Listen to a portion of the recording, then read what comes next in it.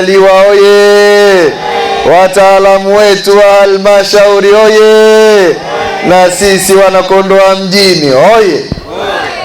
Awali ya yote naomba nami nianze kwa kumshukuru Mwenyezi Mungu, lakini pili naomba nitumie fursa hii kuweza kumshukuru mkurugenzi wetu wa halmashauri ya mji wa Kondoa kwa kazi kubwa anayoifanya. Tumshukuru, lakini tuendelee kumpongeza ili aendelee kupata nguvu na ari ya kuendelea kututumikia sisi wanakondoa mjini. Ndugu zangu, hii si jambo la kawaida. Hili halifanyiki kila sehemu, linafanyika halmashauri ya mji Kondoa. Kwa hiyo tunatakiwa tumpongeze huyu mkurugenzi, lakini tuendelee kumpa moyo na kumshukuru ili aweze kufanya zaidi ya pale anapofanya.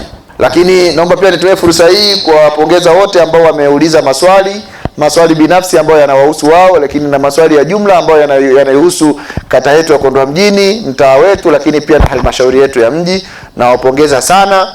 Mheshimiwa mkurugenzi, mimi hizi kero zinanikera sana mara mbili, kwa sababu katika eneo ambalo mimi huwa na deni na hawa wananchi, wamenipa huu diwani kwa imani kubwa, na bahati mbaya hizi kero unazoziona za hawa watu wote wakizungumza, mimi hawa wote aidha watakuwa wazazi wangu, watakuwa ndugu zangu, watakuwa dada zangu, watakuwa majirani zangu, watakuwa marafiki zangu, na kama sio hivyo watakuwa marafiki wa wazazi wangu.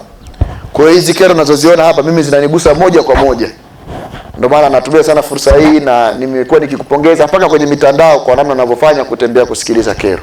Kwa hiyo hili unalofanya hapa unatusaidia sisi wanakondoa. Ndugu zangu wananchi wa Kondoa mjini, naombeni tuendelee kumpa ushirikiano huyu mkurugenzi, lakini kama kuna changamoto yoyote tuendelee kuzisema ili ziweze kutafutiwa mwarobaini. Nyingine zimesemwa hapa, mimi tayari nilikuwa nishazichukua na nimezifikisha, zingine nimezisema mpaka kwenye baraza. Swala la umeme nililichukua na nikalisema mpaka kwenye baraza. Na hata kwenye baraza wenzako wakaniambia 27 ni ya kisera, naambia ya kisera, lakini sisi ni baraza na miktasari sinaenda tuipeleke kwamba sisi tumependekeza irudi ile, na nilijengea hoja vizuri kwa sababu kwenye fedha zetu za TANESCO pale kuna tozo nyingi ambazo zimewekwa pale. Na ikiwezekana hata tozo zingine ziongezwe, alafu umeme upunguzwe bei ili kila mmoja aweze kufikiwa nyumbani kwake na umeme. Mimi nimeshuhudia watu walioweka umeme waliovuta maji nyumbani kwao wakakatiwa kwa sababu hawalipi bili. Lakini sijawahi kushuhudia nyumba ambayo imekaa siku 3 siku 4 hawajaweka umeme. Kwa hiyo kuna kodi nyingi, kuna fedha nyingi tunaipoteza kwa maeneo ambayo hatuna umeme.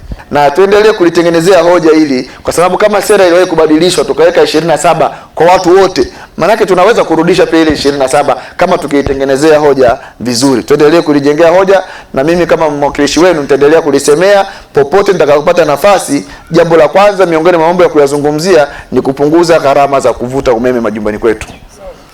Lakini pia jambo la maji ni changamoto. Maji ndio imekuwa kilio, imekuwa ndo sera, sasa ndo hoja ya watu kuja kuchukua pointi 3 kwenye jimbo letu hili. Hata watu wanapohitaji kutaka attention ya wananchi huwa wanazungumza nitaleta maji. Uongo kweli? Basi kwa hii imekuwa sera na mkurugenzi wetu yuko hapa, na mimi kama kijana wenu naomba muendelee kutuamini. Sisi tutaendelea kuikimbia ili walau ikifika 2030 isiwe sasa maji tena ndio sera ile ya watu kuja kuomba kura. Lakini kipekee pia naomba nitumie fursa hii kuweza kumshukuru Mheshimiwa mbunge wa jimbo letu la Kondoa mjini, Mheshimiwa Madam Ditopile, na ametambua umuhimu wa kero hii ya maji ambayo tumeanza nayo na tunakimbia nayo, na zingine zote ambazo tumeona anakimbia nazo paka bungeni. Na kwa kuanza kwa wale wa Gundari tayari ameshaanza Mheshimiwa mbunge kwenye mfuko wa jimbo huu unaoanza ametutengea kafedha kidogo kwa ajili ya kusogeza maji kidogo pale chini.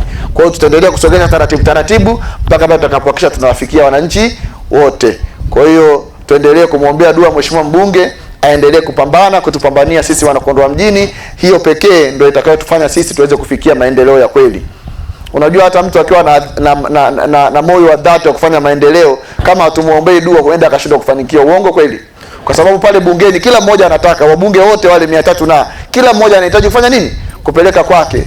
Kwa hiyo wakwetu akienda kusema kama sisi hatumuombei dua huenda akachukuliwa na wale ambao wanamuombea dua.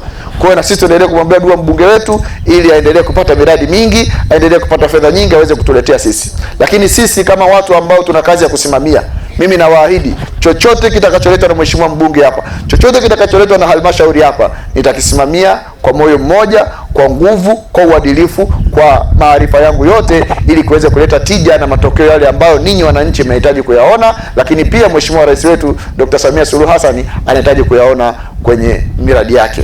Naomba nitumie fursa hii kuendelea kumshukuru mkurugenzi kwa kutuharakishia fedha ambazo tayari tulishaziombea, ambazo zinakuja kukamilisha zahanati yetu. Na nataka nikwambie, ndio maana nilikuwa nakwambia hapa ni vema tukalipitia kulikagua. Mimi ndoto yangu ya kwanza ni hili jengo kuja kutembelewa na Mwenge. Lakini nataka nikwambieni, maji ya shamba, idadi ya watu walioko maji ya shamba wanaunganisha pengine hata kata mbili za maeneo mengine. Kwa hiyo wana uhitaji mkubwa wa zahanati. Na mimi nafahamu hilo. Na bahati nzuri na mkurugenzi anafahamu hilo. Tutashirikiana kwa karibu, lakini pia nitakuwa msumbufu sana kwa mhandisi wetu hapa likae vizuri. Pakae vizuri kuanzia chini. Tuanze kwenye ardhi, tuanze kwenye jengo. Mwenge utakapokuja hapa usione dosari yoyote kwenye jengo hili. Mhandisi wetu, naomba tulifanyie kazi hilo kwa ukaribu. Hata kama ni kuongeza nguvu, tuongeze nguvu, ili yale mawazo ambayo tunayo sisi, kama ni mawazo hasi, basi wewe uje utuprove wrong, yaondoke hayo, ili tusiwe tuna mawazo kama hayo. Naomba na mimi niwaunge mkono yale changamoto zote mlizozungumza. Mheshimiwa Mkurugenzi, changamoto hizi ni changamoto zetu, tunaomba uzibebe na mzifanyie kazi ili muweze kutusaidia sisi wananchi wa Kondoa Mjini. Tunakushukuru sana, Mwenyezi Mungu awabariki. Wa hadha, assalamu alaikum wa rahmatullahi wa barakatuh.